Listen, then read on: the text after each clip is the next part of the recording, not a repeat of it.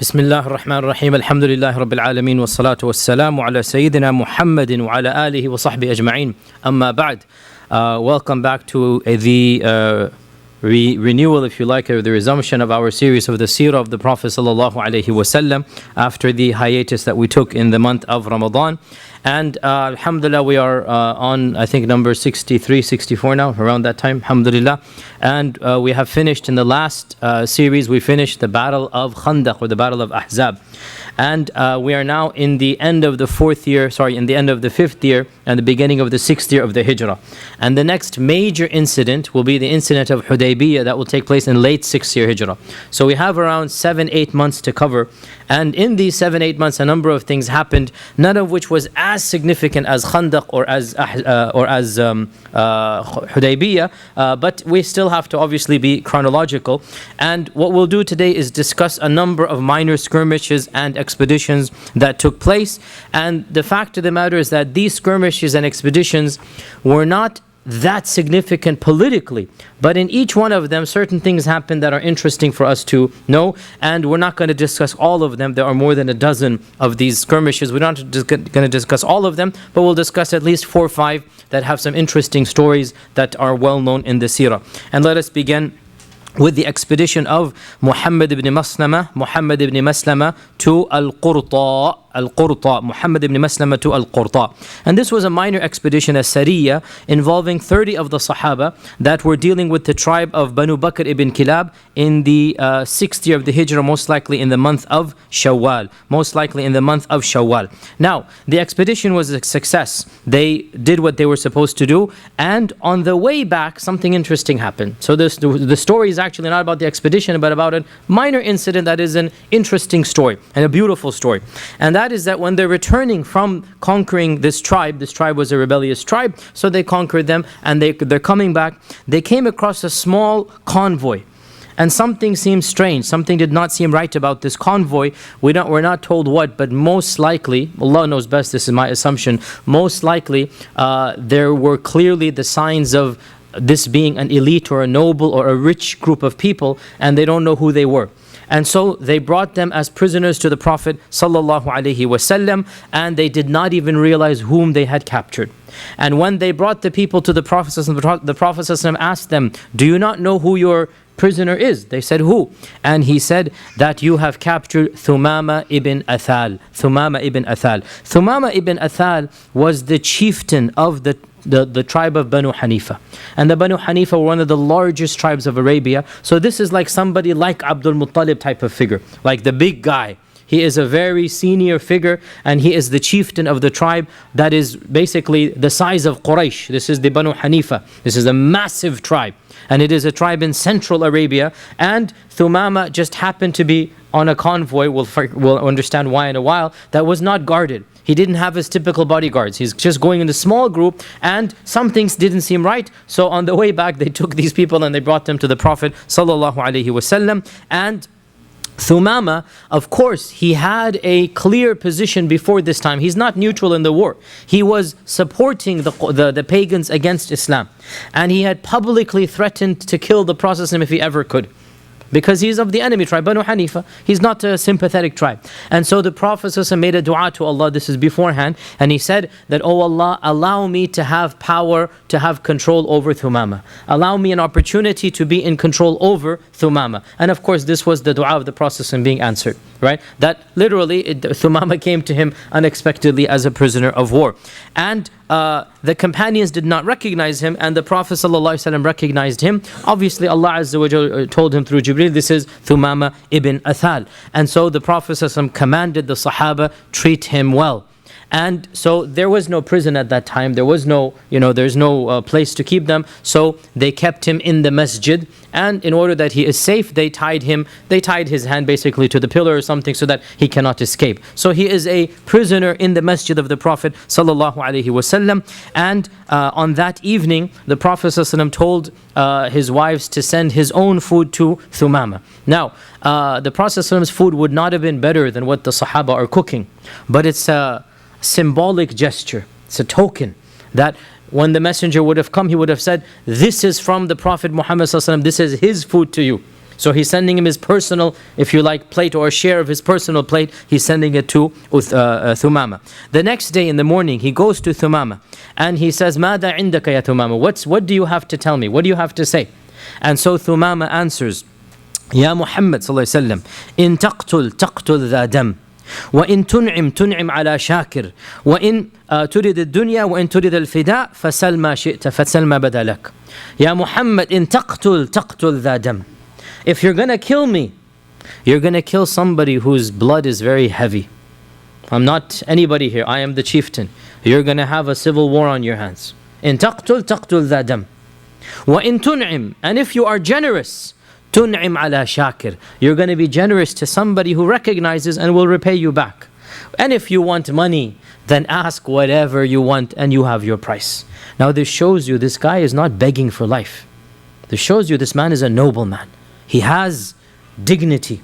In all sense, he's a royal. I mean, there's no royalty, but you get the point here. This is the chieftain. You kill me, go ahead, kill me, but realize you're going to kill somebody whose blood is worth a lot. You forgive me, you will forgive, and somebody who recognizes a favor will pay you back. And if you want money, that's what you're interested in, believe me, I can offer you all that you want. So the Prophet ﷺ advised him to accept Islam, and Thumama did not say anything. So the Prophet ﷺ let him that day. Next day, the same thing happened. In the morning, the second morning, the same thing happened. ماذا عندك يا ثمامة? What do you have to say for yourself? The exact same phrase. So the Prophet ﷺ let him be. The third day, the exact same sentence, the exact same response. 3 days he's keeping in the masjid. Now the reports don't tell us, but it's understood, it's obvious. What is he going to see in the masjid? What's he doing in the masjid? What do you think he's going to be absorbing in the masjid of the Prophet ﷺ for 76 hours, right? He's staying there for 3 days and something.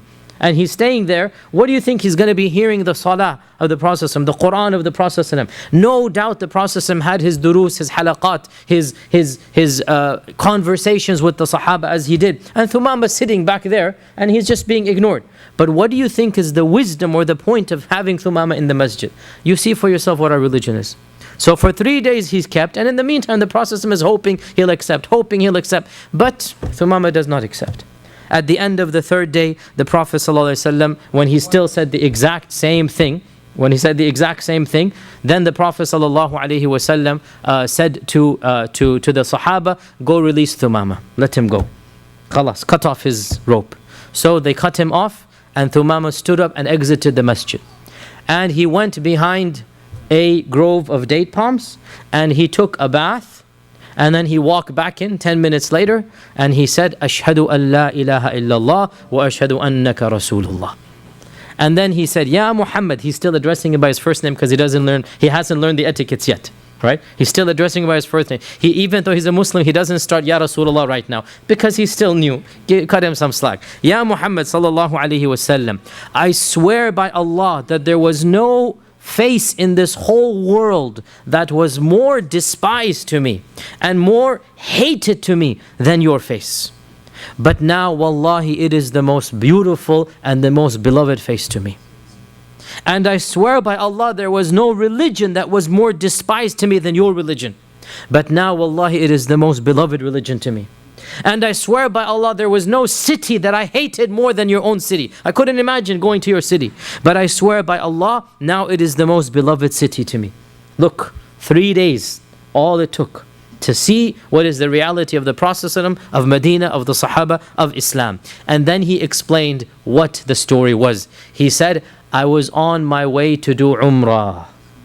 This explains now he's not in an army, he's not in a tijara expedition that requires bodyguards. He expected nobody would be, the Quraysh would not possibly harm him, and he wasn't expecting the Muslims to be so far north because this was an expedition coming back, remember, right? So he wasn't expecting the Muslims to be in the middle of nowhere. It just so happened, literally crisscrossing the desert, just a complete coincidence, obviously Allah had decreed it, that the Muslims are coming back and they cross him right as he's coming down to Mecca. And so he says, I was intending to do Umrah. Should I now continue my Umrah now that I'm a Muslim? And so the Prophet ﷺ said, yes, go and continue your Umrah. And that evening the Sahaba brought him his supper or meal again, and because the Prophet ﷺ had told them to be generous with him, so they were giving him luxurious foods, the best of Medina, large quantities and everything. This is how the POWs were treated, that he was getting better food than the Sahaba and even the Prophet ﷺ. And they brought him the usual large trays, and he just ate a little bit and that was it. And they were astonished that this was a man, for the last 3 days he's been consuming all of these varieties of food, all of this quantity of food, and now today he's just eating a little bit. So the Prophet ﷺ said, why are you astonished? What are you amazed at? A man ate in the morning with the stomach of a kafir, and now he is eating at night with the stomach of a Muslim. And verily, the kafir eats with 7 stomachs, and the Muslim eats with 1 stomach. SubhanAllah, the Islam had an automatic impact even on his personal habits, even on his manners of eating and drinking, that he was content with a smaller quantity of food. And Thumama proceeded onwards to Mecca, where, according to Ibn Ishaq, the first person ever to enter Mecca with the proper Islamic talbiyah, labbaik Allahumma labbaik, labbaik la sharika laka labbaik, innal hamda wa ni'mata lak wal mulk la sharika lak, was Thumama ibn Uthal. And of course the talbiyah was known to the Quraysh from the days of Jahiliyyah. There was one big problem which we said many halaqas ago, and that was what? They added shirk to the talbiyah. They added pure shirk to the talbiyah, right? Labbaik Allahumma labbaik, labbaik la sharika lak illa. You don't want an illa when it comes to sharik, right? Illa sharikan huwa lak tamlikuhu wa ma malak, right? You have some partners, O Allah. You have some partners. This is what they would say. So Thumama cut off the shirk, and the first Muslim to enter Mecca loudly with talbiyah was Thumama ibn Uthal, because the Sahaba are in Medina. They haven't entered, Mecca since they left Mecca. So Thumama was the first Sahabi to enter, and when they heard him with this talbiyah, this is a strange talbiyah, it is a talbiyah clearly not upon their culture, so they asked him, Asabawta ya Thumama? Sabawta, when a person would leave the Jahili religion, they would say he has become sabi. In the Quran, inna alladhina amanu walladhina hadu wan nasara was sabi'una, the Sabians, as-sabi'una. So we talked a little bit, I think we talked about this, I'm not even sure. But in any case, whatever they are, the Sabians, whatever they are, the Quraysh mistakenly said to anybody who left their faith, you're a Sabian, you're a sabi.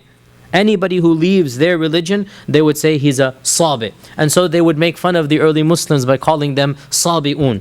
And so they said to Thumama, Asabawta, have you become a Sabian? Have you left our faith and become a sabi? And so Thumama said, no, I have become a Muslim.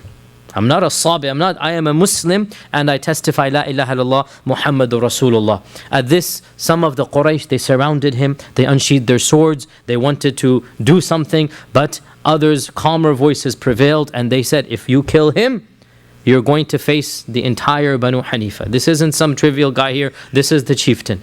And this is going to cause you much grief, let him be. Now, the details are not given, but clearly this meeting was tense. Clearly, Thumama was at the verge of almost being killed here. And so he became so enraged at all of this that his response was, Wallahi, not a single seed of grain will come to you from the Banu Hanifa and from up north until the Prophet ﷺ explicitly commands me to do so. He got so angry at the Quraysh, he said, I'm not going to allow a single grain of wheat to come to you. A single grain of wheat. Now, Thumama was basically in central Arabia, which is what we now call the Najd area, right? And grain would come to them from up north. Most of the grain would come from up north. And Thumama has the highways. Thumama is blocking the routes from there. So he got so angry, he said, I swear by Allah, not a single seed of wheat, not a single grain of wheat will reach you until the Prophet ﷺ explicitly commands me, then I'm going to release this tension. He got so angry at them. And he did his tawaf, he did his umrah, and he returned back and he fulfilled his promise. He cut off all supplies from the Quraysh. Weeks and months went by, and the Quraysh, their supplies dwindled. Other sources could not be found for the quantity that was needed, and eventually they were forced to basically eat a substance that is called ilhiz. Ilhiz, have any of the Arabs heard of this? Ilhiz, or it is now a gone thing, huh? I'm assuming it's gone because I haven't come across this other than in the classical books of Seerah. We find a number of traditions that use this word ilhiz, that once when the Prophet made dua against them and they had a drought, Ibn Ishaq mentions in another place in his book that they were forced to eat ilhiz. And then here as well, they were forced to eat ilhiz. And what is ilhiz? I tried to look it up in a number of books. I only found a few things. What I found was that ilhiz was a type of food that was only resorted to at times of famine and drought because it was completely disgusting. And of its ingredients that are mentioned is camel's blood and camel's hair. So you do the rest. What is it going to be? Right? A mixture of camel's blood and camel's hair and whatever other ingredients. This is called ilhiz. They were forced to eat this at times of extreme drought. So the situation got so bad when they don't have any wheat, eventually they were forced to eat ilhiz, and so Abu Sufyan had to swallow his pride and write a letter to the Prophet ﷺ. But even as he swallowed his pride, his arrogance could not be completely covered at this stage, and he wrote to him somewhat of a harsh letter, even though beggars can't be choosers, but he couldn't just beg. And so he said to the Prophet ﷺ, Ya Muhammad, an innaka taz'umu, you claim that you are preaching silatul rahim, you're preaching to be good to your relatives, and here you are allowing us to die and wither away. How could you do that? But basically, I ask you by Allah and by our ties of kinship that you allow the wheat to resume.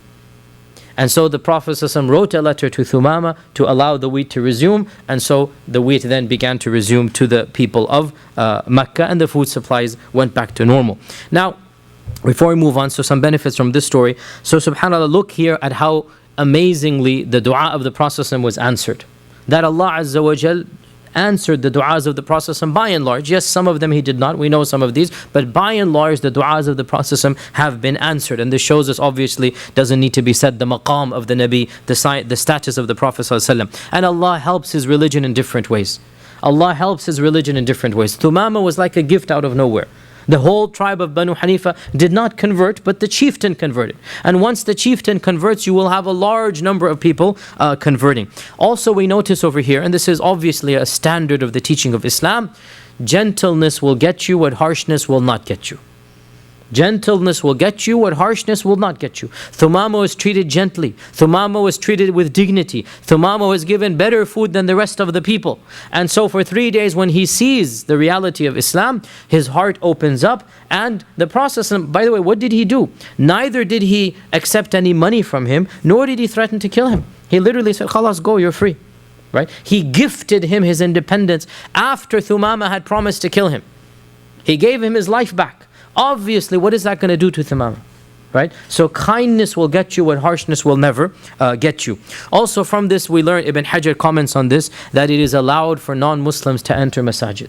Because Thumama was tied up to a post for 3 days in the masjid. So clearly, and this is the vast majority, although for some reason some people are strict about this, but in the seerah, wallahi, there are so many instances of non-Muslims entering the masjid and staying there. And even the Prophet allowed the Christians of Najran to worship in the masjid. Think about this, right? The Christians of Najran were allowed to worship in the masjid of the Prophet. Wallahi, if we did this in our times, la hawla quwwata billah, we would have a mini qiyamah here if we were to allow this. If any reason, like the church across the road allowed us to pray there, right, for 1 month, we all remember this, right? SubhanAllah, if any church came and they said, we need your building or whatnot, wallahi, I would say, tafaddal, go in there, there's a place there for there, go. But we know in the community was going to happen, right? Yet our Prophet, he allowed a number of Christians, and he is allowing Thumama to sit in the masjid. Now, obviously, there's a difference between Christians coming and then pagans praying. Obviously, Thumama did not pray to an idol. Obviously, we're not going to allow that. But he allowed the Christians to do their adhkar to God the Father, to the Rabb, the Lord, and there's nothing wrong in Islam for allowing them to do this, even if we don't follow them in that particular factor. In any case, this shows us, as Ibn Hajar says, the permissibility of non-Muslims coming inside the masajid. Also, this hadith is one of the fundamental evidences for the well-known Islamic concept that a non-Muslim who wants to embrace Islam should do what? Take a bath. This is one of the fundamental evidences used for this. And the scholars point out that this was so well known that even Thumama, who's a pagan, he knows he should take a bath before embracing Islam. So anybody who wants to accept Islam, then we advise him that one of the it's not wajib obviously, but it is recommended that you take a bath. It's a symbolic gesture, and it's also, by the way, no doubt, non-Muslims don't have it in their sharia to take a bath after janaba. So no doubt there's a strong possibility that days or weeks might have gone by, whatever, that he's in the state of janaba. So just to be symbolically pure and physically pure, we should recommend anybody who wants to convert to take a bath like Thumama did. Also from this we learn that if a non-Muslim embraces Islam, he should not stop his good deeds, continue his good deeds. Thumama wanted to do Umrah, and just because he's embraced Islam, he should not stop his Umrah. We also see here the hypocrisy of the Quraysh. The hypocrisy of the Quraysh. That the Quraysh, who are the ones who have kicked out their own relatives, tried to assassinate their own relatives, now they're telling the Prophet, you're the one teaching to be good to relatives, why aren't you good to us? And we see here the tenderness and the mercy of the Prophet ﷺ, that he responded to their request. This also shows us, by the way, a very interesting point. No doubt our Prophet ﷺ was strict with the Quraysh. After all, he's gone to war with them 4 times in the past, another 2 times are going to happen, right? Or things are going to happen. No doubt. And on the battlefield, they're attempting to kill one another. And yet, he doesn't want to starve the women and children. He doesn't want to starve them to death. So notice here, the strictness is tempered with pragmatic mercy. Okay, we're going to war. That doesn't mean I have to kill all of the people of Quraysh. Right? You see, he could have said no. And wallahi, had he said no, who couldn't complain? They deserve this. But our Prophet is rahmah lil alameen. Yes, we're going to face you in battle, in Badr, in Uhud, in Khandaq. You just tried to kill us a few months ago in Khandaq. You cut off our supplies. Notice. You cut off our supplies for 1 month. But now when it's my turn, I'm not going to do the same to you. And he allowed them to resume in their supplies of food. And by the way, as for Thumama is from the Banu Hanifa, and there was a very infamous person from the Banu Hanifa, that is Musaylim al-Kadhab. Musaylim al-Kadhab was also from the Banu Hanifa, and when Musaylim announced his false prophecies, prophethood, and the battles of Ridda took place, Thumama was on the side of the Muslims against his own tribe, and this is the clear-cut sign that he had fully embraced Islam. He's fighting his own tribe, the false, not all of his tribe, but the people who had embraced Musaylama's false message. So Thumama is fighting with the Muslims against Musaylama's forces, and a number of things happened, and eventually he died a martyr, not exactly in the wars of the Ridda, but a long story. But basically he died because of they attacked back, and they basically killed Thumama. So inshallah he died, or he died a shaheed. May Allah inshallah accept his shahada. Now the next incident is a very small one, but we should just keep it in mind, especially in light of other incidents that took place, and that is that one more assassination attempt from the Quraysh against the Prophet sallallahu alaihi wasallam, and this was Abu Sufyan. Abu Sufyan had announced a bounty for anybody who kills the Prophet sallallahu alaihi wasallam, and after the battle of Badr, after the battle of Uhud, Abu Sufyan is the de facto senior leader of the Quraysh. There's nobody to that level. Right? Before it was Abu Talib. Abu Talib has now died. Even Abu Lahab had somewhat of a type of respect, right? And Mughira ibn Shu'bah, Al-Walid ibn Mughira, Al-Walid ibn Mughira. All of these elite were there. One by one, they're dying out. And so Abu Sufyan is, by default, he is now the senior most leader of the entire city of the Quraysh. And that is why, by the way, we're jumping the gun, but when the Prophet conquered Mecca, one of the very few people he honored by saying, whoever stays in the Kaaba is going to be safe. Whoever stays in the house of Abu Sufyan will be safe. Right? And he gave him 100,000 flock. I mean, he gave him a fortune. Right? All of this because Abu Sufyan, radiallahu anhu, he converted, but his conversion was not easy, because he took a long while fighting Islam, and this is another thing. Now he's trying to kill the Prophet through a secret assassination, and so a Bedouin comes, he wants the bounty. He says, I'm going to go kill him. We don't even know the name of this Bedouin. It's just one of those footnotes in the history of Ibn Sa'd. And so the Abu Sufyan supplies him with a camel. He supplies him with the food as is needed, and he gives him the weapons to go and kill the Prophet ﷺ. And the Bedouin invents a story wanting to accept Islam. Whatever. They all knew this is the way to get to the Prophet ﷺ. In 6 days, he made it to Medina, which was pretty fast. In 6 days, that's pretty much as fast as you can do it. In 6 days, he makes it to the Prophet ﷺ. He enters the masjid with this false story. Whatever the story is, we don't know. know, most likely he's saying he's a representative from his people or whatever. And when he entered the masjid, the Prophet ﷺ said, this is a man who has treachery written on him. Yani Allah told him, Jibreel told him, it's maybe in his firasa, this is a man, you can see treachery from him. Soon as he said this, the Sahaba tackled him right there. Soon as he said this, the Sahaba tackled him. When they tackled him, the dagger comes out of his belt. You're not supposed to enter in, in a meeting with the leader with the secret dagger. It's clear something is going on. The dagger falls out. And so the Prophet ﷺ said, if you are truthful to me, I shall let you go. Otherwise, ...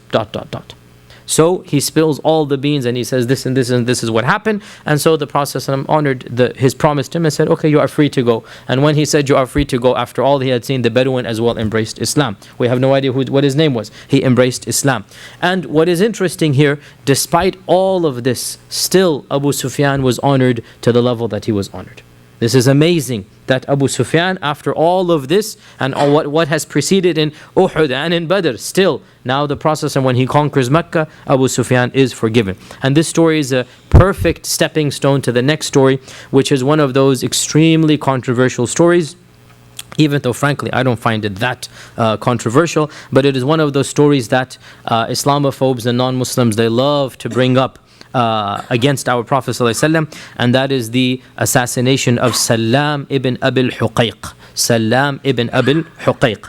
Now, Salam ibn Abil Huqayq, so we've already talked in detail about the assassination of who in the past? Ka'b ibn al-Ashraf. We had an entire session on Ka'b, and I encourage all of you to go back to that session, it's online, and listen to how I presented it and how I think it's really not that big of an issue. Really, I don't see it that big of an issue. And Salam is basically similar in this regard. It's also an assassination in this regard.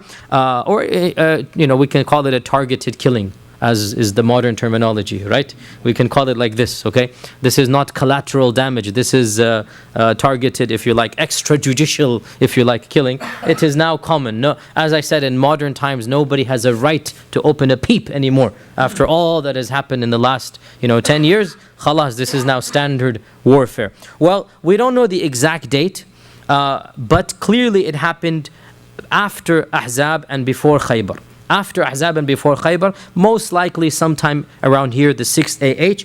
And Salam ibn Abil Huqayq was one of the rich leaders of Khaybar. So Khaybar has not yet taken place. Khaybar is another major battle we'll talk about in 3-4 weeks, inshallah. Khaybar is going to come. The big battle of Khaybar is going to come. Salam is one of the big shots of Khaybar. And Salam had been one of the main financiers of the battle of Khandaq, the battle of Ahzab, which just took place 5 months ago, right? Salam, being this wealthy billionaire, if you like, he has financed the tribe of Ghatafan. Now go back, rewind. Remember, the bulk of the fighters of the Ahzab were basically hired mercenaries. Remember that? Right? The bulk of the people were hired mercenaries. They are not interested in an actual fight of paganism versus Islam. They just want their money and their supplies and whatnot, and that's it. And that is why when the weather turned bad and when Allah sent His punishment, the first people to run away were the hired mercenaries. They're not there out of a genuine desire, right? Who paid for these mercenaries? Number one on the list, Salam. Okay? So Salam has to be eliminated. Because he done it before, he's going to do it again. And also a message has got to be sent. You're not going to get away with this. Anybody else who wants to think about this, the message has to be sent. And so a number of people of the Khazraj, they themselves came up with the idea. The Prophet ﷺ did not tell them, go kill Salam. Because this is a very dangerous expedition. They're going to have to go to enemy territory. Khaybar is far distance away, at least 2.5-3 days camping by traveling, and Khaybar is fortified. Every single mini tribe has a massive fortress, right? And we had already said that the Yahud had developed this architecture and the Muslims really had not developed it. They didn't know how to do it. And the Yahud had thick fortified walls that Muslims had not yet learned how to conquer. They didn't have the machinery, they didn't have the weapons to conquer. And we will see when the Battle of Khaybar takes place, this was the biggest problem. The Prophet ﷺ stood there, or not stood there, but camped there for a month in Khaybar, not knowing what to do, because it's just very difficult. Even in Banu Nadir, he had to camp outside. In Banu Qaynuqa, there were always issues because the architecture, the fortresses, there were massive thick walls, and they were basically structured in a way that the Arabs on their horses and camels could not really attack them. So this is going to be a secret expedition where it's not going to be massive. It's going to be a small group that manages to pinpoint Salam and then eliminate him, right? And that's why, of course, in modern terminology, some have called this an assassination. Whatever you want to call it, it's something extrajudicial killing. It's something that was common back in then, and frankly, it has been resurrected in our times as well. And so the Khazraj volunteered. Question: why would the Khazraj volunteer with this idea? Where would they come up with this? Why are they so interested in doing this scheme? Response: they felt that the Aus had beaten them by taking care of Ka'b ibn Ashraf. And they felt that the Aus have 1-0, the score is 1-0. And so they wanted to do something that shows that the Khazraj were just as dedicated. The Khazraj were just as warrior, just as brave. They could also take on challenges. And they took on a challenge 3 days away. Unlike Ka'b, who was 1 hour away, right? The Khazraj said, we're going to outdo this, and we're going to do this, and we're going to get rid of Salam ibn Abil Huqayq. And so the Prophet ﷺ gave them permission to do so, but the only thing he said, make sure you do not kill any woman or children. This is not something that I'm going to allow you to do. You want to kill Salam, but don't kill any women or children. Now, by the way, footnote here. So in those days, there was no such thing as civilians versus military, civilian versus army. Every adult male was the army, right? Every adult male. There is no army that is basically conscripted army. Everybody who's of fighting age will fight. That's the way it was. So, when we hear these ahadith and we say, well, how about non-fighting men? Back then, there was really no such thing. Every military or every man of age was a military man, right? And this is this is the case still in some countries, and it was the case back in the days of the Prophet ﷺ. So when he's telling them don't kill women and children, it's not too much of a stretch to say don't kill civilians in our times, right? We take the principles of the Sharia, extrapolate into our times. It's really what the goal or the maqsad of the Sharia is. Don't kill those who have nothing to do with this, right? You want to kill Salam, he's caused us harm. He has number one financier of the entire expedition. Okay, get rid of him, but don't kill any women or children. So 5 people volunteered from the Khazraj, and their leader was Abdullah ibn Atiq. Abdullah ibn Atiq with a kaf, not a qaf. Abdullah ibn Atiq. And Abdullah ibn Atiq was chosen because he could speak fluently the language of the people of Khaybar. Most likely this language was Hebraic, Hebrew Arabic, most likely was a mixture, neither pure Hebrew nor Arabic, that these tribes had developed their own language. And because he is a Yathribite in the good old days, Abdullah ibn Atiq, and because he's been raised amongst the people, so he spoke their language like a native person. He spoke it fluently. And this is, if you're going to do this type of attempt, you're not going to be stuttering in Arabic when everybody in the fortress speaks, fluent Hebraic. So he volunteered along with 4 other of the Sahaba, and they immediately made their way to Khaybar, and they camped outside, wondering how are they going to get in, what is it going to be the strategy to get in. And Abdullah ibn Atiq said, I have an idea, leave it to me.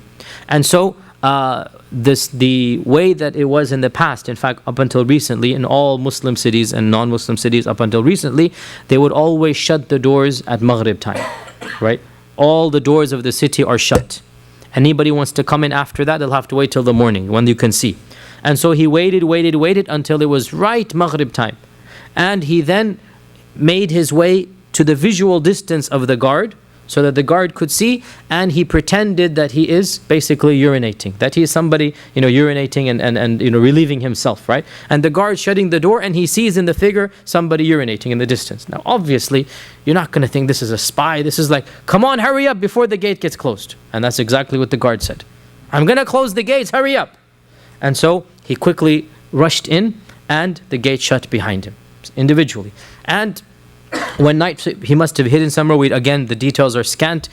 He must have hidden somewhere. When nightfall came, he then went back to the gate, opened it up, allowed the rest of them to come back in.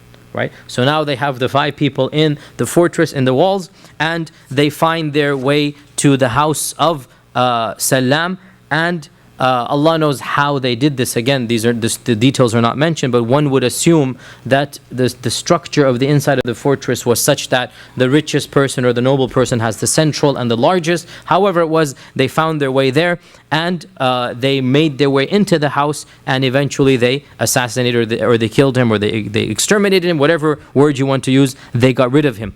And his wife saw them. She set out an alarm. She cried as loud as she could. One of the Sahaba was about to basically kill her in order to stop the cry, but then he remembered, what did the Prophet ﷺ say? No women, no children. So he sheathed the sword back, and the 5 of them fled. On the way out, so the room of Salam was protected in that it was on a ladder that was leading in to a higher room. So he had a way out. You had to climb up something to get to his top room, if you like. He was on the 3rd floor, 2nd floor. So Ibn Atiq, the leader, was, it is said that he had feeble eyes. And when they were racing outwards, he slipped. He didn't see the step.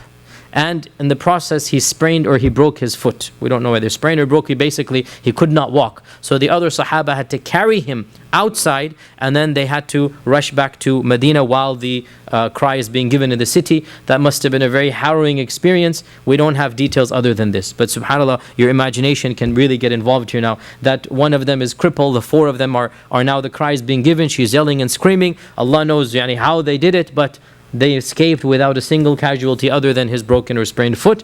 And when they came back to the Prophet ﷺ, the Prophet ﷺ told him to stretch his foot out, and he rubbed his hand on the foot, and of course, lo and behold, by the permission of Allah subhanahu wa ta'ala, the foot becomes perfectly healed. Now, obviously, I encourage you to go back to Ka'b ibn Ashraf's story for all of the disclaimers, but just in a nutshell, frankly, those were different times, there were different norms, there's a state of war going on. The main point really is, this was expected, this was understood, this is a part of the territory back then. We just talked about Abu Sufyan trying to assassinate the Prophet ﷺ. It's a two-way street. This is the way the world worked back then. Nobody is saying that any Muslim can just start doing this himself anywhere they are. No scholar in the history of Islam ever says this, right? Can a Khalifa use such a tactic in our times? Well, let's talk about this when we have a Khalifa, right? And then we'll worry about what is this allowed, what is not allowed. And frankly, there are people like Shaykh al-Qardawi and many others who have basically extrapolated entire volumes about modern nation-state rulings, modern jihad rulings, and they have all said, look, the Sharia is a platform, it is a spectrum that allows you for modifications, it allows you for some changes. And if there are customs in place, if there's a United Nations treaty in place, if there's a type of other protocol in place, the Sharia allows us to adapt to that protocol. And if, for example, once upon a time, before our own country opened this door, 10 years ago, let's say, once upon a time, this type of extrajudicial killing was considered to be illegal. It was considered to be not allowed. Okay, if theoretically there were to be an Islamic caliphate, it's not a problem for them to sign on and say, you know what, khalas, we will also consider this to be not allowed. Now, we don't even know, it's up in the air. As we speak, there are drones taking place here and there and here and there, and there's going to be targeted surgical strikes on this and that. This is now an accepted norm. So for anybody to criticize something that took place 14 centuries ago, we're going to tell this person, look, get relevant, get pertinent, deal with your own case that you're doing right now before you start criticizing something that took place 14 centuries ago. Frankly, I don't find this issue to be problematic at all. Some people make a very big issue. I think it is what it is. That's the way people operated, and we have a number of incidents, Salam and Ka'b and others, that clearly it was something that was a two-way street, as we said. The next incident that we're going to mention, again, it's not that necessary or not that politically important, but what's important is what happened as a result of it, is the Ghazwa of Bani Lahyan. Now, who can remind me, what is the difference between Sariyah and Ghazwa? Who can remind me? Sariyah is without the Prophet ﷺ, Ghazwa is with the Prophet ﷺ. So this was a Ghazwa. And the Ghazwa means the Prophet ﷺ is with them. And so this was a Ghazwa against the tribe of Banu Lihyan. And the Banu Lihyan was the tribe that tricked the Muslims into sending large emissaries. Remember this? We talked about this. Adal and Qarra and Banu Lihyan. These were those tribes that they tricked some emissaries to come, and they then started killing the Sahaba. Massacres took place. This is one of those tribes. So this is now clearly this is called for. And it's one of those tribes that was betrayed the trust of the Prophet ﷺ, that fabricated a story that killed a number of Sahaba. And the Banu Lahyan were the ones who actually killed Khubayb. The story of Khubayb, remember, he was tied up as a prisoner of war, and he was the one who prayed 2 rak'ahs before he was killed. This is Khubayb. This is Banu Lahyan, the one who killed Khubayb. This is that tribe that killed Khubayb in just cold blood. So the Banu Lahyan, the problem with them, or why is this coming so late? Because the Banu Lahyan were in the Hijaz. They were not up north or up south. They're close to Mecca. And so going to the Banu Lahyan is problematic because you're entering into basically close to the Quraysh. So the Prophet ﷺ, he did not want to tell anybody where he's going. And he took 300 Sahaba and they exited Medina from up north. Everybody's thinking they're going to some tribe up north. But as was his tactic, ﷺ, and he didn't tell a single soul that when he left the city with 300 people, then he doubled back. And then the people realized we're going basically towards the direction of Mecca. And then when they came close, the Prophet told them that we're going to attack the Banu Lahyan. However, in this case, the Banu Lahyan had their spies waiting, or they had their precaution mechanisms, whatever it was. They saw the army coming, and so they fled. All of them, they fled. And so the city was basically, or their camping grounds were desolate. So the Prophet remained there 2-3 days to basically show them who's boss, to show them who's victor, and to basically frighten them to not do something like this again. But there was no actual battle or war that took place. And that's why this ghazwa is a ghazwa, but it's not one of the more significant ones. So why are we talking about it? Because it was most likely, there was a bit of a controversy, most likely it was in this ghazwa that Allah Azza wa Jal legislated Salat al-Khawf. Salat al-Khawf. And the story goes as follows, that what happened was the Banu Lahyan sent an emissary to the Quraysh that we're being attacked by the Muslims, come and help us. So the Quraysh sent a small force under the charge of Khalid ibn al-Walid, who's still not a Muslim. He's actually going to convert in less than a year. But he doesn't know that, and the Muslims don't know that. So the Quraysh send a small force, and the force, there's no actual battle that takes place. But Khalid ibn Walid camps in front of the Muslims in front of Khalid ibn Walid, so they can see one another. And time for Dhuhr comes. So what are you going to do when it's time for Dhuhr? You stand up and you pray. And one of the Quraysh said, if only they were to do this again, because they don't know what Salah is. So now they see the whole Salah, and they're praying and prostrating. This is the perfect time. Perfect time to launch an attack. And so they say to Khalid, if only this were to happen again, this is the perfect time for all of us to just charge. Right? Because even if it's going to be a problem, they must have taken their shields off, they would have done sajda, whatnot. So Khalid said, wait, they have another time coming up, Asr. Just wait, we'll do it at Asr. Okay? And in the interim between Dhuhr and Asr, Allah sent Jibreel down with Surah An-Nisa, verse 102. وَإِذَا كُنْتَ فِيهِمْ فَأَقَمْتَ لَهُمُ الصَّلَاةَ فَلْتَقُمْ طَائِفَةٌ مِّنْهُمْ مَعَكَ وَلْيَأْخُذُوا أسلحتهم فإذا سجدوا فليكونوا من ورائكم ولتأتي طائفة أخرى لم يصلوا فليصلوا معك وليأخذوا حذرهم وأسلحتهم. So Allah commanded the Prophet with what is called Salatul Khawf. And Salatul Khawf, the way that this was legislated was that the Prophet was told, it's in Surah An-Nisa verse 102, when you make the Iqamah, you stand with one group and let them have their armor on, which shows they would have taken it off previously, while another group guards. The other group doesn't join the Salah. Then the first group goes to the guarding and the second group comes and prays with you. Right? So you basically, the Prophet does one jama'ah, and half of the jama'ah, half of the Muslims pray, and the other half are on guard. They're not praying. Then in the middle of the salah, the first jama'ah goes, the second jama'ah comes. So the Prophet prays one salah, and the people behind him, they basically split it. Now, how this happens and what is the fiqh? The chapters of fiqh are very long in this regard, and there's so many ikhtilafat, and this is something that the books of fiqh discuss. It's not our job to discuss it in the seerah classes, but the point being, this is when it came down. And also according to one hadith, it also appears this was the time when the Prophet ﷺ taught the Sahaba the dua as-safar. The dua is safar. The first time we have a mention of it, it appears to be in this ghazwa of Bani Lahyan, that the Prophet ﷺ said, Allahumma na'udhu bika min wa'atha as-safar wa ka'abat al-mandar wa su'a min qalabi fi al-mali wal-ahl. And then he also said on coming back, a'ibuna, a'ibuna, ta'ibuna, rabbina hamidun. For those of you who know the dua, this is where it's been narrated. So perhaps this was the time when they first heard of the dua as-safar. And the second to last and the long story we're going to talk about today, very interesting story, and that is the again, the story is not interesting because of the politics, but because of one incident that happened. And this is the Sariyah of Zayd ibn Haritha to the place known as Al-Is. Al-Is. And Al-Is is in modern day Unayza. Al-Is is in modern day Unayza or Qasim, which is again north of Medina. So the Prophet sent Zayd ibn Haritha. We all know Zayd ibn Haritha. This is one of the last things Zayd does. He's about to meet a tragic death. We'll talk about that in a few weeks. We all know Zayd ibn Haritha, right? The one whom the Prophet adopted, Zayd ibn Haritha, and then the adoption cancelled it. So the Prophet sent Zayd ibn Haritha, most likely in Jumada al-Ula of 6 AH. He sent him with 170 people to intercept the caravan of the Quraysh as it's returning from Syria. Okay, so this is one of those big interceptions again. Just like Badr, just like all of them, this is one of the big ones. And he sends Zayd ibn Haritha to get this big caravan. And lo and behold, alhamdulillah, the caravan is captured in its entirety.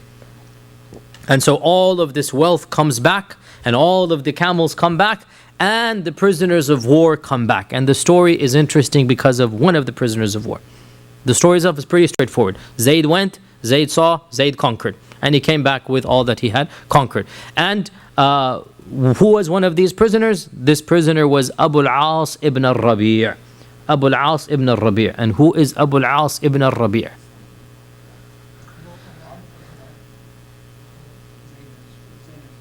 The son-in-law of the Prophet sallallahu alaihi wasallam. The son-in-law of the Prophet sallallahu alaihi wasallam, the husband of Zainab binti Muhammad. The husband of Zainab binti Muhammad. Now, who is this Abu al-As? Abu al-As is the son of, by the way, he's a Qurashi, pure Qurashi. He's from the tribe of the Banu Abd al-Shams. He's not Banu Hashim, he's Banu Abd al-Shams. And the Banu Abd al-Shams are a standard, traditional, fine clan of the Quraysh. His mother is Hala. Everybody should have now a light bulb go off. Who is Hala? There's only one Hala in the whole seerah that we're interested in. His mother is Hala. And Hala is the older sister of Khadija. Okay? Hala is the one who first hired the Prophet, then Khadija. Hala is that Hala. Right? And so Abu al-As is the son of Hala, which means he's the cousin of Zainab. Okay? And the Khadija, in the days of Jahiliyyah, before Islam, Khadija had asked the Prophet ﷺ to marry Zainab to Abu al-As, her sister's son. Her sister's son, right? And the riwayah says the Prophet ﷺ would never refuse anything for Khadija, subhanallah. Whatever Khadija wanted, she got. He never said no to her, subhanallah. And we have already talked about the love of Khadija and what nobility and how much love he had. So the Prophet ﷺ would never say no to Khadija. Whatever she wanted, she would be given. And so when she requested this, khalas, it was decreed that Zainab would marry Abu al-As. Now, by the way, how many daughters the Prophet had? We all know. 4. What is the order of those daughters? Fatima. Fatima is the youngest. Zainab. Kulthum is next. Ruqayya is next. Ruqayya is number 2. Kulthum is number 3. Fatima is number 4. Everybody memorize this. This is your Prophet's daughter, sallallahu alaihi wasallam. These are the daughters. These are the true Ahl al-Bayt, the real Ahl al-Bayt of the Prophet sallallahu alaihi wasallam. Number 1, Zainab. Number 1, Zainab. Number 2, Ruqayya. Number 3, Kulthum. And number 4, Fatima. And most likely Fatima was born in Islam. Most likely Fatima was born after the wahi began, and the other 3 were born before Islam. Now, so Zainab's marriage has been decided. We already said many months ago, probably years ago, Ruqayya and Kulthum, they had already been engaged but not married. Who had they been engaged to? The sons of Abu Lahab, right? the sons of Abu Lahab, they had been engaged to. When the da'wah began, when the Prophet began preaching, Abu Lahab cancelled. Abu Lahab said, no way I'm going to allow my sons to marry your daughters. And he cancelled. And the Quraysh put pressure on Abu al-As that ask whatever you want and name any woman you want and we will marry you to her, but get rid of Zainab. Divorce Zainab and we'll give you anything you want. And Abu al-As refused. And he said nobody can substitute or take the place of Zainab. Abu al-As loved Zainab immensely. And so he was not bribed. And they remained married. And when the Prophet emigrated to Medina, Zainab remained with her husband. Zainab's married now, she's an adult. The other daughters come. But Zainab has her own family. And by the way, they had a daughter, her name was Umama, the sister says. Umama, yes. Right? This daughter was the one whom the Prophet prayed while carrying. In Salah, Sahih Bukhari. Right? He's carrying this baby and he's doing sajda and ruku' with this baby. That's Umama. Right? That's Umama binti Zainab. Umama binti Abu Rabi'. Right? So, sorry, Abu al-As ibn Rabi'. So this is Umama. They had a daughter. By the way, they also had a son, but he died as an infant. And Umama lived a long life. And Umama, I'm going into one of these tangents again, but who did she marry? She married Ali ibn Abi Talib after her khala died. Her khala is who? Fatima, exactly. After Fatima dies, so now she's a young lady. Now Ali proposes for her, and Umama then marries Ali, and they have some children as well. In any case, back to the story. Where are we now? So Zainab. So this is Abu al-As. He's the one who has married Zainab, and he remains in Mecca. In the Battle of Badr, he joins the Meccan side, not out of hatred of Islam, but he's forced to do so. He doesn't really fight a passionate battle. He's taken as a prisoner of war, as we know. And his family, his wife, sends in ransom for her husband. And what does she send?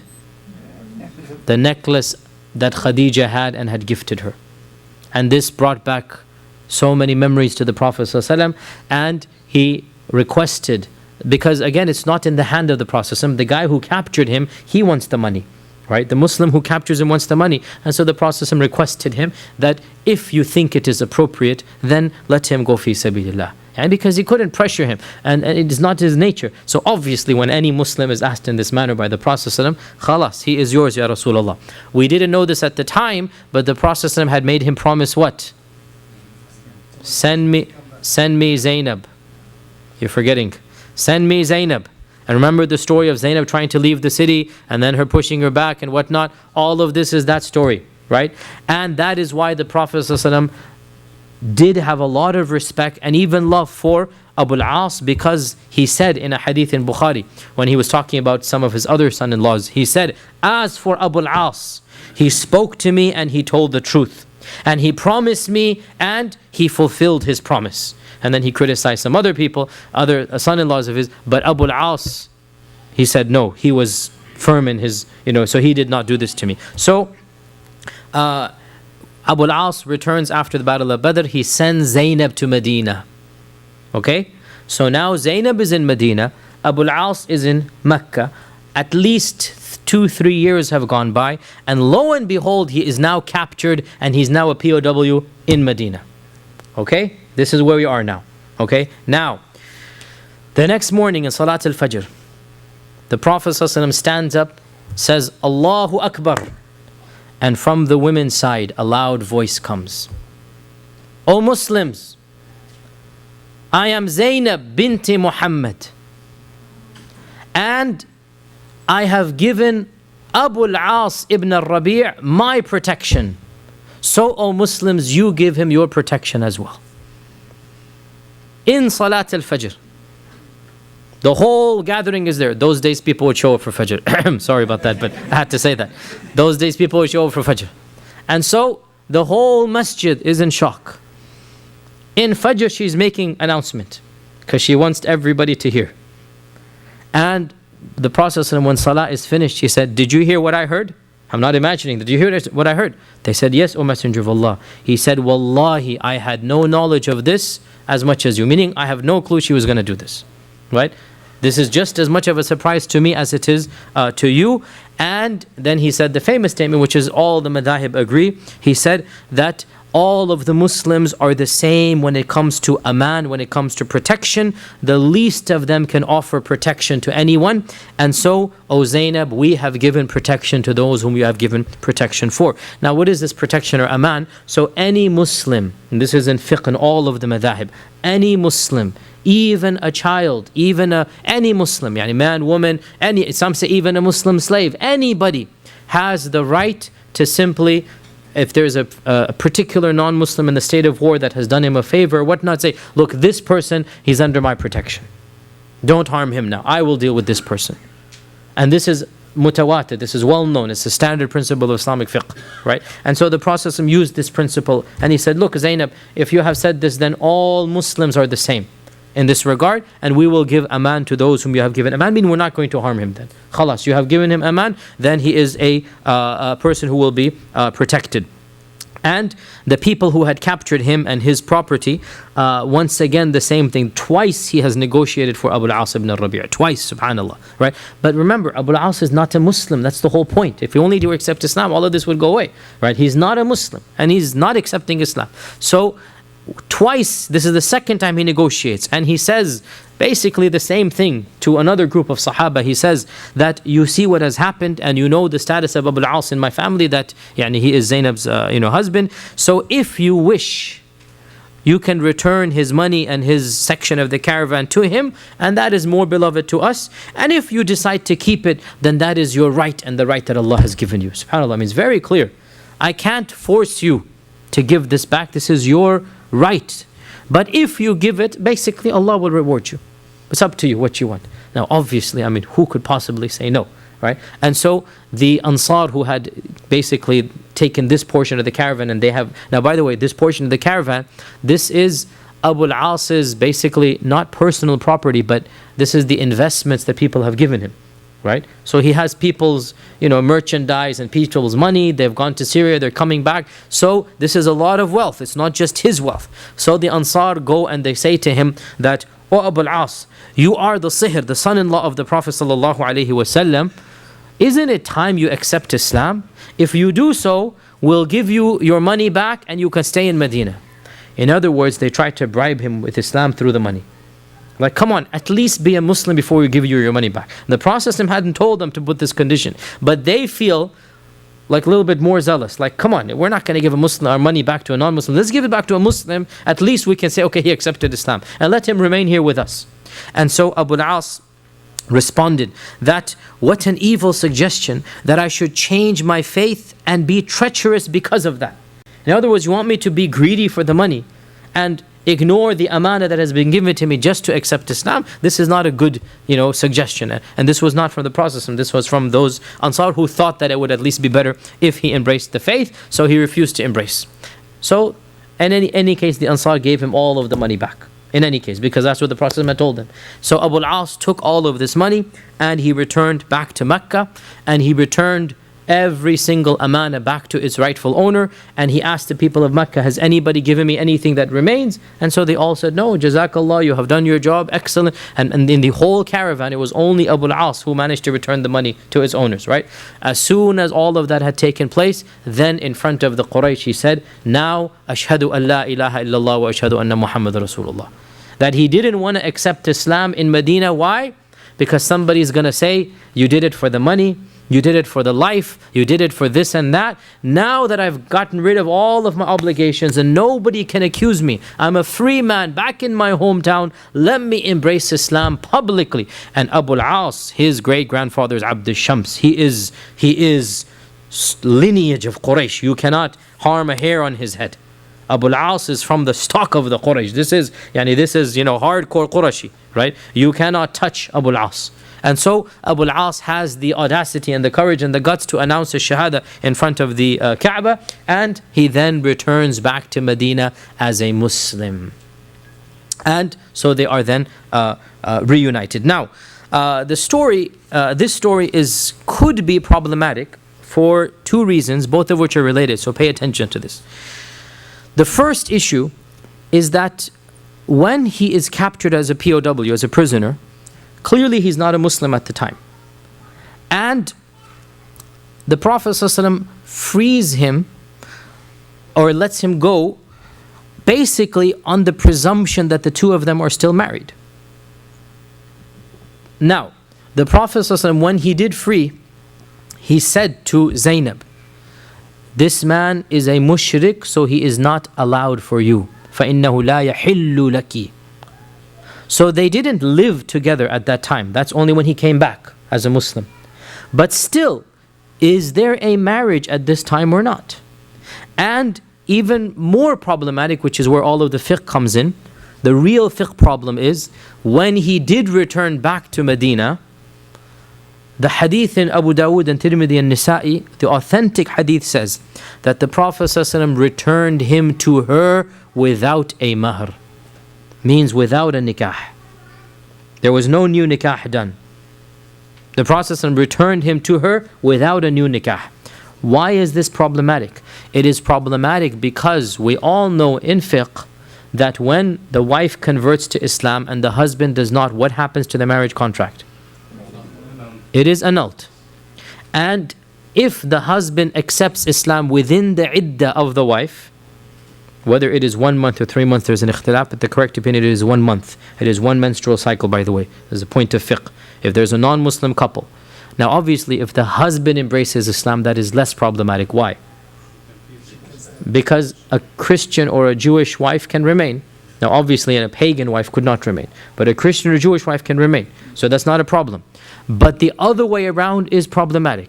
You have a non-Muslim couple, the wife embraces Islam and the husband does not embrace. Technically, in a Sharia caliphate system, what would we do? And even in private, even in America, we will advise a woman this, but it's up to her what she wants to do. We can't do anything, it's up to her. But we will advise a woman if she converts in this land and her husband does not convert, that look, he is not allowed for you. He is not your husband Shari'i wise. He's not your husband anymore. Right? So according to the madhahib, basically, in this iddah, if he converts, no problem. So she has 1 month iddah. If he converts in 2 weeks, no problem. Khalas, the two of them are married. If he doesn't convert, after 1 month, what happens to the marriage? Null and void. Right? And if he wants her back after conversion, majority of scholars say, what? New marriage, new nikah, new mahr. And that's the majority position, by the way. Right? This hadith is problematic because it explicitly says without a new mahr, without a new nikah contract. Now, to make a long story short, so the majority have interpreted this hadith here and there, and they still hold their position that if a woman converts after 1 month, her marriage is broken. If her husband wants to return to her, her ex-husband we should say, then a new nikah and a new mahr is needed after he accepts Islam. However, there is a minority dissenting opinion, and it was championed by many people, and Ibn Taymiyyah is one of them. And that is, and this is an interesting case, this is a trivia question. It's a very unique scenario. He said, and wallahi the evidences seem to suggest that, so this is my position as well, that such a woman is in a unique scenario and situation. If she wants, she can marry anybody she wants with a new nikah and a new mahr. Any Muslim she wants. Right? After the iddah is over, now she can marry any Muslim who proposes he wants to marry. She wants to marry, she marries him. And if her husband embraces Islam and she has not married in the meantime, then she may resume marital life with him without a new nikah or mahr. So she's in an interesting scenario in that her ex-husband becomes halal without a marriage contract, without a mahr, without a nikah, if they both agree for this. And so they say this is the trick question: what woman is there who can marry without a nikah, without a mahr or whatnot? She can get married and in a situation that's very unique, basically, right? Now, obviously, there are many conditions here. Of them, she didn't marry somebody else, obviously, right? If she marries somebody else, then khalas, that is permanently broken, right? Of them is that the husband eventually converts. right? Because in this case, at least 3-4 years have gone by. And Abu al-As has not converted. And Zainab has not remarried. When he does convert, the Prophet simply allows them to resume married life. And this shows us that, inshallah, this is the correct position, and it's really common sense. It doesn't, it's a very, you understand the fiqh behind it. It's very simple, that this is called the ankihat al-kuffar, the marriage contract of the non-Muslims, what is to be done. And by the way, another point here, just while we're mentioning this, a fiqh point, and we just have one story left anyway, so inshallah we have some time. The fiqh point here, if a couple, non-Muslim couple, converts simultaneously, by unanimous consensus of all of the scholars of Islam, they do not need to redo their nikah in an Islamic manner. And this is something that only some overzealous, ignorant Muslims require. If two non-Muslims convert and they were married, this is the key. Obviously, if it's boyfriend, girlfriend, we're not going to accept this. They were married in however their culture or society deemed them to be married. However, whether they were pagans, whether they were Buddhists, whether they were Christian, whatever they were, if they both convert, then their marriage contract will be automatically transferred as an Islamic one, even if the conditions of nikah were not met when it was done. There was no wali, or there was no it's all irrelevant. And how do we know this? As Ibn Hajar and the Shawkani and others say, in the lifetime of the Prophet ﷺ, thousands of couples converted. And never once did any Muslim say, how did you guys get married? And what happened in your marriage? And let me do the checklist here. It was accepted. Right? So marriages of the non-Muslims, when they convert, those marriages are valid however they occurred. And this we learn from the seerah and from this incident as well. The final mini story, and this is just an interesting story for the fiqh of food actually. That's really what it's famous for. And then inshallah next week we will do the battle of Khaybar, inshallah ta'ala. Or sorry, the treaty of Hudaybiyyah before the battle of Khaybar. The final story, the Sariyatul Khabat. The Sariyatul Khabat. And Khabat is the withered leaves that are on the thorn shrubs. The withered leaves is called khabat, and it is called Sariyatul Khabat because the Sahaba were forced to eat khabat. So what is this story? Sometime before the Treaty of Hudaybiyyah, we don't know exactly when, the Prophet ﷺ sent another large caravan to intercept the Quraysh. We don't have any other details. Were they coming up or going down? Most likely this would have been the one that when they're going up to Syria, and then the Sariyah of Zayd was when they were coming back down. Allah knows best. So he sent a large expedition of 300 men to attempt to intervene, to intercede, to block the caravan of the Quraysh. However, they were not successful. And the Quraysh managed to elude them, and because of this, the Muslims, when they tried to chase and whatnot, eventually they ran out of supplies. The supplies dwindled, and eventually the supplies ran very, very low. Their leader was Abu Ubaidah Amir ibn al-Jarrah. And so when the supplies became critical, Abu Ubaidah commanded everybody to give any food that they have. And so all of the food of the army was collected, and then he began rationing. Everybody gets the exact same amount. And the ration continued to dwindle and dwindle and dwindle until finally they had 1 date per person per day. And then even that ran out. And Jabir ibn Abdullah narrates, and the hadith is in many books including Bukhari, that they would have to put the date seeds, they kept the date seeds. They would put the date seeds in their mouth and suck on it throughout the day. And they would drink water with the date seed there so that they get some type of psychological taste there. And they were forced to eat khabat. And khabat is basically the thorn bush. It has those dried, withered leaves. They would have to pluck those and eat those khabat just to, basically survive. And eventually they made their way to the shore. There is a city close to Medina. In our times, it'll take you like 2 hours to drive, not that far, called Yambur. And it is a petroleum city there. It's close to Medina, it's on the shore. So they made their way close to Yambur. And lo and behold, they found that massive whale. Most likely reading it, this is a blue whale. This is one of the biggest creatures on earth. Because the way that the hadith describe it, it is simply unbelievable. right? And Allah gifted them this basically. They found this massive whale, they said, the likes of which we had never seen before. And there are so many stories, they say, was it, I forgot now the riwayah Bukhari, was it 13 or 14 Sahaba sat in the eye socket of the whale? Just the eye. You have 13 men sitting in that bone of the eye, right? And they took one of the bones of the whale and they planted it on the beach. And Abu Ubaidah chose the largest camel. And he sat on that camel and he managed to walk right underneath the bone without having to lower his head. This is like 20 feet we're talking about, or not 20, maybe 15 feet, you know, because a camel as it is. And on top of that, Abu Ubaidah is sitting and he doesn't have to lower his head. This is the bone sticking out from the ground. Clearly, this is one of those massive whales that, and they called it ambar. We don't know what type it is in our time. And they rejoiced so much that they camped 1 month because of the whale. Cut them some slack, we would have probably stayed 2 months, okay?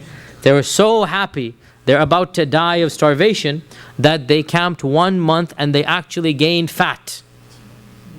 And they continued to eat of this whale. 300 people eating 1 month of this whale, until finally they decide to go back and they pack their bags with the meat and they go back to Medina, and they tell the Prophet ﷺ what happened, and they asked him what we did, was it permissible or not? And subhanAllah, they're worried. We ate a dead animal, right? Even though in the Sharia it's allowed to eat dead animals in the case of darura, but they're worried and they're confirming, is it halal for us to eat this animal? And so the Prophet ﷺ said, do you have any meat of it left? They said yes. He said, bring it to me. And so, according to my humble knowledge, and I could be mistaken, but as far as I know, the one and only time the Prophet ﷺ ate seafood was this time. The one and only time he tasted seafood. Now, why did he eat in front the meat? To demonstrate for them that it is completely halal to eat seafood. Completely halal to eat seafood. And by the way, this also shows us that seafood does not require slaughter. In fact, it doesn't even require to be caught, because they did not catch the whale. The whale was dead already. And this clearly shows us that a sea creature, any creature from the sea, and this is the vast majority opinion, only the Hanafi madhab has a disagreement here, with all respect to them. The other three madhahib say everything from the sea, shrimps and crustaceans and crabs and squid and eel and whatnot, everything you can think of that comes from the sea is halal, because whale is not a fish, it is a mammal. A whale is technically not a fish, as we know. It is a mammal. And our Prophet ﷺ ate of that whale. And our Prophet ﷺ said, أُحِلَّتْ لَنَا مَيْتَتَانِ وَدَمَانِ فَأَمَّا الْمَيْتَتَانِ فَالْجَرَادُ وَالْحُوتِ وَأَمَّا الدَّمَانِ فَالْكِبِدُ وَالطُّحَالِ. That the Prophet ﷺ said, 2 dead animals are allowed for us. We don't have to slaughter them. Number 1, jarad, locusts. And number 2, al-hut, the whale. And by mentioning the whale, he intentionally wanted to give the biggest creature from the sea to tell us, if the biggest creature is halal, how about the smaller creatures? If this massive whale is halal, how about the smaller creature? And Allah says in the Quran, Surah Al-Ma'idah, verse 96, أُحِلَّتْ لَكُمْ صَيْدُ الْبَحْرِ وَطَعَامُهُ مَتَاعًا لَكُمْ وَلِلسَّيَّارَةِ. That the catch of the ocean is halal for you. أُحِلَّ لَكُمْ صَيْدُ الْبَحْرِ وَطَعَامُهُ, and the food of the ocean. And Abu Bakr as-Siddiq said, صَيْدُ الْبَحْرِ is what you catch. طَعَامُ الْبَحْرِ, what is dead and it throws at you. Both what you catch and what is dead. Right? If you catch it, then you kill it. Even if you didn't kill it, it is halal. And therefore, and this is, in my humble opinion, very clear, that all types of seafood, all animals that live in the ocean are halal for us, regardless of how they got on the table, regardless of who captured them, how they were captured, whether they were dead, whatnot. They are all halal. And this is the main point of this tradition, of this incident. And then we just conclude by pointing out that it was also during this time, the 5th year and the 6th year of the Hijrah, where Allah subhanahu wa ta'ala revealed the legislation of hijab. Hijab came down around this time. And also the Prophet ﷺ married Zainab bint Jahsh at this time. And the story of the marriage of Zainab is, in my humble opinion, frankly, the most controversial story out of the seerah. this is the most controversial. Number 2 is something else. I mean, whatever it might be. But number 1 is Zainab. And I am debating whether to have an entire halaqah now or to delay, because as you know, when we finish the seerah, I already said this, we're going to have a whole series about the wives of the Prophet ﷺ. It might be better to delay this story there, but we will see inshallah. But around this time, in the 5th year of the Hijrah, the Prophet married Zainab binti Jahsh. And then we just conclude by saying, according to some authorities, our Prophet ﷺ sent 14 sariyas and participated in 2 ghazwas between Khandaq and Hudaybiyyah, which is what we just covered. We only covered 4 or 5 of them. The rest of them are mentioned in Ibn Ishaq. They're all there, but frankly, even though this is alhamdulillah an advanced class, there's got to be some levels and details we leave out. These are simply names and who fought against whom and how many people died, and frankly most of us would not know these tribes and they would not be relevant to us. So whoever wants to look them up, they can look them up in Ibn Ishaq. They're not even translated to English. Any seerah book in English really does not mention all of these 14 and whatnot, because it really is something that only the very advanced students of knowledge and scholars will benefit from. And as for us, I think I have summarized. I chose today, all day I was just setting which ones to tell you. I chose these 4 or 5, and I decided the rest of them will just summarize that they took place, and inshallah we'll continue next Wednesday.